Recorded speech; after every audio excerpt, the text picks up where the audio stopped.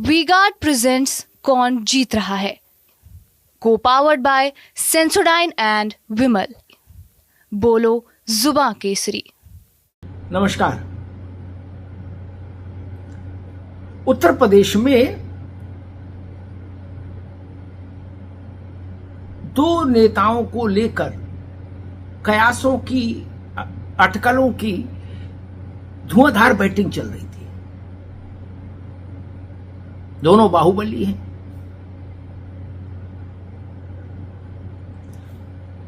दोनों के पास अपना अपना जनाधार है और उसमें एक तो एक पार्टी के अध्यक्ष हैं, उनकी अपनी पार्टी है, 3 विधायक हैं, लंबे अरसे तक उत्तर प्रदेश में मंत्री रहे हैं, उनका कद बड़ा है राजनीति में। मैं बात कर रहा हूं रघुराज प्रताप सिंह उर्फ राजा भैया और दूसरे जौनपुर के धनंजय सिंह। राजा भैया इस चुनाव में क्या करेंगे? उनकी पार्टी चुनाव नहीं लड़ रही, तो अब राजा भैया क्या करेंगे? जनसत्ता दल चुनाव नहीं लड़ रहा, तो फिर अब राजा भैया क्या करेंगे? किसको समर्थन देंगे? कहीं खबरें चलती थी कि अखिलेश जी से बात हो गई, उनकी टेलीफोन पर हो गई, किसी ने कहा जी फलाने ने आके बात करा दी, बात बन गई। किसी ने कहा कि भाजपा में इससे बात हो गई, उससे बात हो गई, यहां मिल लिए, वहां मिल लिए, बंगलौर में मिल लिए, कलकत्ता में मिल लिए। सूत्रों के हवाले से तमाम चीजें चली। किसी ने किसी से बात करा दी, राजा भैया की सूत्रों के हवाले से किसी ने किसी से करा दी। लेकिन हां, यह सच है कि रघुराज प्रताप सिंह से समर्थन भाजपा ने भी मांगा और समाजवादी पार्टी ने भी मांगा। देश के गृहमंत्री के साथ उनकी बेंगलोर में मुलाकात हुई।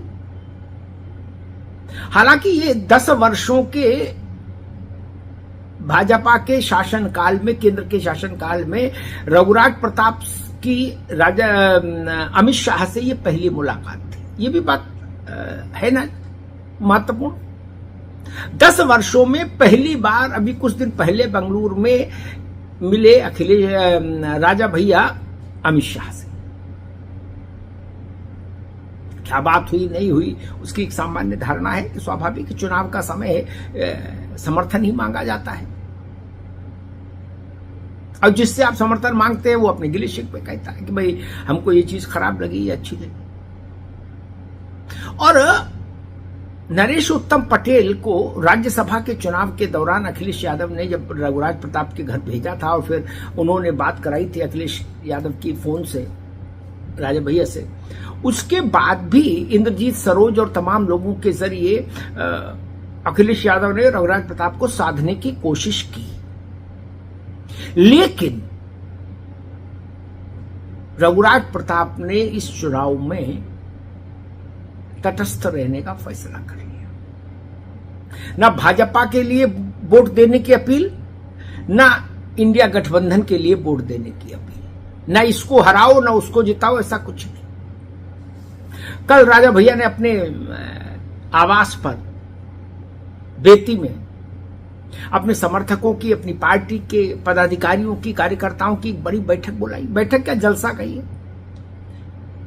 और उसमें उन्होंने कहा कि भाई मेरी तरफ से कोई निर्देश नहीं, कोई संदेश नहीं, अपने विवेक से उम्मीदवार को देखकर फैसला करिए, वोट दीजिए।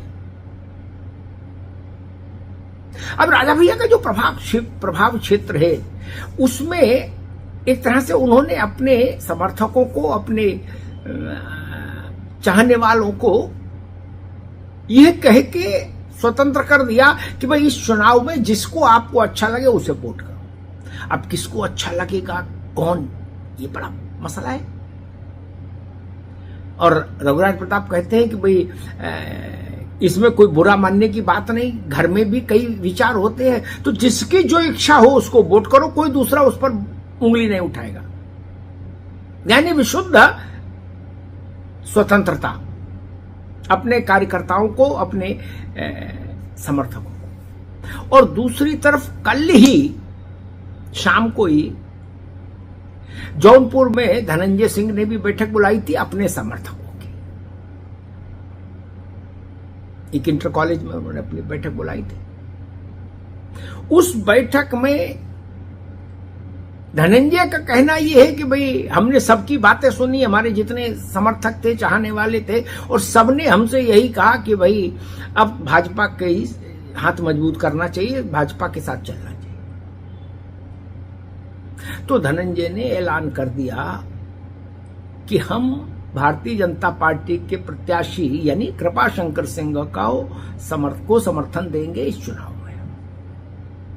तो जौनपुर का संकट समाप्त हो गया, जौनपुर की पहेली सुलझ गई। भारतीय जनता पार्टी जौनपुर में इत्मीनान में आ गई। हालांकि समाजवादी पार्टी की तरफ से बाबू सिंह कुशवाहा है, लेकिन फिर भी धनंजय और कृपाशंकर एक हो जाए तो फिर मामला ठीक हो जाता है, ऐसा जौनपुर के जानकार लोग कहते हैं। अब धनंजय भाजपा के समर्थन में कैसे आ गए? उनको सबका भाजपा में सबका साथ सबका विकास कहां से दिखने लगा? उनकी जमानत हुई, छूट कर आए तो अटकलें लगी कि भाई कहीं कुछ पक रहा है, जिसके चलते धनंजय बाहर हुए। उसके बाद अचानक से धनंजय की पत्नी श्रीकला ने अपना पर्चा वापस ले लिया, जो बीएसपी की उम्मीदवार थी जौनपुर से। हंगामा हो गया। बीएसपी ने कहा कि भाजपा के कारण धनंजय ने अपनी पत्नी को चुनाव लड़ाने से इनकार कर दिया और श्रीकला ने पर्चा वापस ले लिया, चूंकि वो भाजपा के साथ अलाइन होना चाहते हैं, जुड़ना चाहते हैं धनंजय। बीएसपी ने धनंजय पर आरोप लगाया कि उन्होंने पार्टी को धोखा दिया, जबकि धनंजय ने उल्टी कहानी सुनाई। उन्होंने कहा कि भाई बसपा ने हमारे साथ धोखा किया, अचानक से हमारा पत्नी का टिकट काट दिया, फिर हम क्या करते?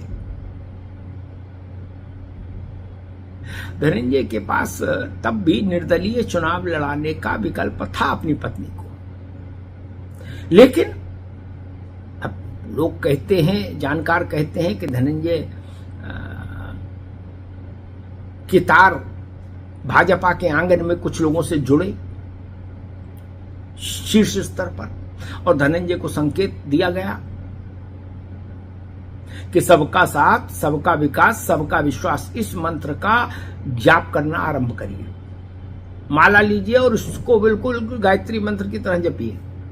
और धनंजय ने इसका पारायण शुरू कर दिया, जाप शुरू कर दिया।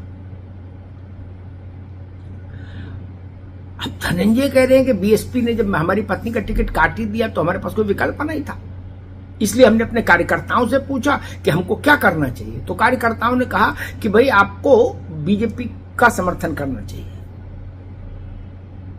तो क्या धनंजय के समर्थकों ने धनंजय से यह कहा कि आपको या आपकी पत्नी को निर्दलीय चुनाव नहीं लड़ना चाहिए? ये बड़ा सवाल है, लेकिन इसका उत्तर नहीं है फिलहाल अभी सार्वजनिक इतनी बात है कि धनंजय कह रहे हैं कि हमारे चाहने वालों ने इकट्ठा होकर कहा भाजपा के साथ चलो, हम इसलिए भाजपा के प्रत्याशी को समर्थन दे रहे हैं। तो भाजपा को इस इलाके में आप मानकर चलिए कि ये जो दो चेहरे साधने की कवायद थी भाजपा की, उसमें 50% सफलता मिल गई पूरी। धनंजय भाजपा के समर्थन में रहेंगे और रघुराज प्रताप सिंह उर्फ राजा भैया के मामले में भारतीय जनता पार्टी को पूरी सफलता नहीं मिली। रघुराज प्रताप ने इस चुनाव में किसी के पक्ष में नहीं, किसी के खिलाफ नहीं, ऐसी भूमिका स्वीकार की। स्वाभाविक है कि इसका संदेश और संकेत ये भी है कि भारतीय जनता पार्टी को तमाम बड़े अवसरों पर अपना समर्थन बिना किसी शर्त के देते रहे रघुराज प्रताप, लोकसभा चुनाव के अवसर पर शायद भारतीय जनता पार्टी के साथ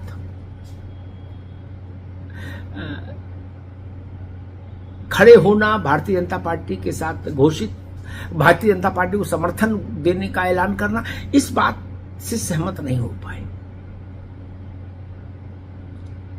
अब ये भाजपा का विश्लेषण का विषय है कि जो रघुराज प्रताप सिंह राज्यसभा के चुनाव से लेकर हर अवसर पर भाजपा के साथ खड़े रहे, राष्ट्रपति का चुनाव हो चाहे राज्यसभा का चुनाव, उन्होंने इस अवसर पर भाजपा के साथ सीधे तौर पर खड़े होने से क्यों इनकार कर दिया?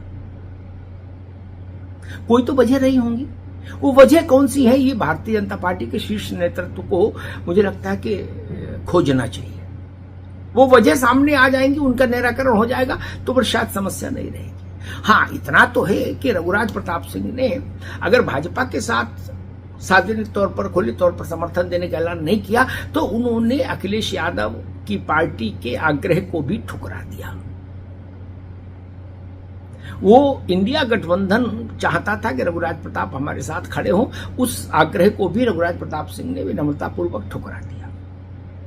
उन्होंने कहा ना, इस चुनाव में मैं किसी के साथ नहीं, किसी के खिलाफ नहीं, मेरे लोग जिसको चाहे उसको वोट करें। तो कुल मिलाकर उत्तर प्रदेश के ये दो जो चेहरे थे, जिनको लेकर पिछले 2 महीने से लगातार अटकलें लग रही थी, उन दोनों चेहरों का रोल साफ हो गया।